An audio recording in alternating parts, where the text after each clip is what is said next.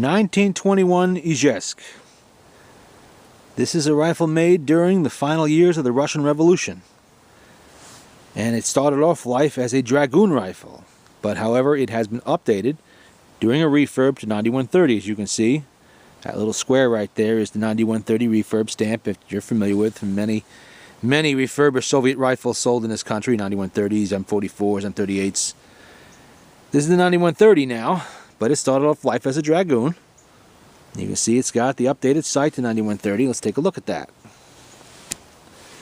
Now, there's often a lot of questions on how to tell an ex-dragoon from 9130. Now, obviously, made in 1921, the only thing this rifle could be was a dragoon rifle. It's too short to be the 9130.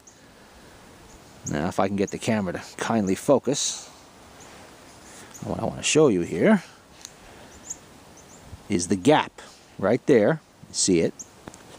Between the bottom of the barrel and the sight, right in there. That little gap. Now, in 9130, that was all of its life in 9130, will not have that gap. It'll be just solid metal all the way to the back because the sight base was made for this sight, not the old-style curved sight. This barrel, made in 1921, was made for the old-style curved sight found on the M91s and the dragoon rifles, Cossack, all that stuff. Now, another way to tell, and not every ex-dragoon rifle will have this particular feature, this little metal cutout here. See that? Right there? That was made so that the sight leaf of the old-style sight would not impact the barrel. Sometimes they screwed up the sights and they were too close to the barrel there, so they had to make a relief cut. That's what that is. That is that relief cut right there, which obviously the 9130 sight does not need, but the old-style M91 sometimes did. You will not see that on every ex-dragoon rifle, but you will see that gap on every ex-dragoon rifle. But the 9130s that were all their life 9130s, you will not see that. It'll be solid filled metal all the way to the end. You can see this has the pin upgrades for the 9130 sight, all of that, typical of any refurb. But you can see something else on here, perhaps, that is not typical of the refurb you see every day. This is an issued rifle. This rifle was refurbished after World War II and then reissued back into the field, in this case, to the Romanian military. And you can see, being in 1921, of course, it has the hex receiver. Now, Izhevsk had hex receivers until 1935 and Tula until 1936. Tula ran both hex and round receivers in the same year of 36. It's stamped matching like any refurb you would find. Done all the same way, but this rifle went back into the field and it was reused. And you can see there is absolutely no shellac left on that stock. It's missing a sling slot protector there. We have a nice little stock repair on the fore end. And I'll show you the other side in just a second, which is identical. Repair right there. Yeah.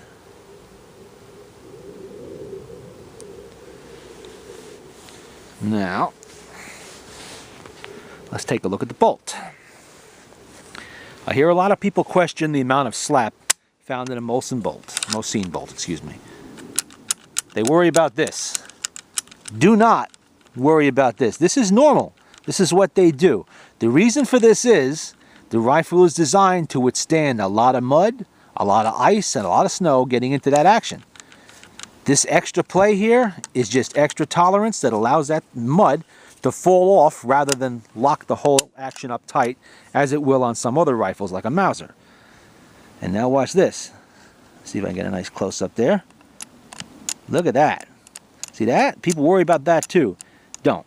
This rifle passes headspace. I have fired it. There is absolutely no safety concerns here. This is normal. Maybe slightly more on this rifle than some others you'll see, because this rifle is very old and it is issued. But this is normal. This is what they do. There's all kinds of loose tolerances in there, and it's deliberately designed into the features of the rifle. That's what they're supposed to do. Keep the action from locking up in the mud and getting the soldier killed. And you see the buttstock. This is the old style stock. It's got the nice screwed in protectors there. You see that? That's the old style stock they used before World War II. You can find one of these stocks on virtually any of the refurbs because they were simply refurbished and reused regardless of what year the receiver was. And the hex receiver, of course, showed you that already. And you can see we've got, if the camera will oblige us by focusing in, we have the crest there, right on the receiver. That was a feature of the 20s dragoon rifles. And you can see how they got sloppy with the markings here. The Izhevsk crest at the top there is actually overlaying the lettering slightly. 1921. The old style Izhevsk bow and arrow marking used in the 20s. We have a circle X. I'm not really sure what that is. A circle T. It's one of the unknown markings. Typical of just about every little marking on these things. Nobody knows what the hell they mean, and the Russians don't seem inclined to tell us. Let's have a look at the other side of the rifle here. Now, a lot of these refurbished and reissued rifles were brought in from Romania about 15-20 years ago. They sold for $35-40 right alongside the finished ones. You see, there's no shellac on there at all. And it's not really an oil finish, it's just a little lemon oil I put on there. The stock looks like an old piece of barnwood. That's typical of an issued rifle. Shellac does not hold up well in the field. Within a few months of issuing, it's likely to be completely off the stock. It's more of a preservative for storage really than anything else. You can see here where Century International put the serial number on the receiver. The Russians did not do that. That was done according to US law. These are the old style rifles with a very tiny import mark, which I will try to find for you. It's very difficult to see it. It's so small. Actually, this, where did they put it? It's not even coming up. Nah, don't worry about it. Nowadays you got the big banner marks. These rifles from back then, we didn't have that. Another view of that cutout there, if the camera will cooperate. It's not. Well, you can see the gap right there, a little gap. But of course, 1921, the only way this rifle would have started off life is as a dragoon. That's what they had then. Dragoons, 91s. There were no 9130s until 1930, and even then, they didn't really get all the features into the program until about 1933 or so. So you can still find dragoon rifles in 31, 32, so on. A few little stamps back there. And like I said, don't worry about the slop in the bolt. If it passes headspace, you're fine. It's supposed to have slop.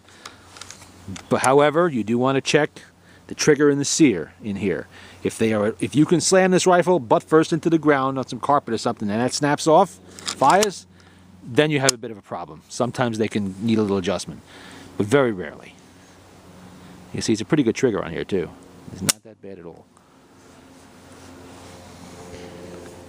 And that'll do it for the refurbished and reissued 9130X Dragoon.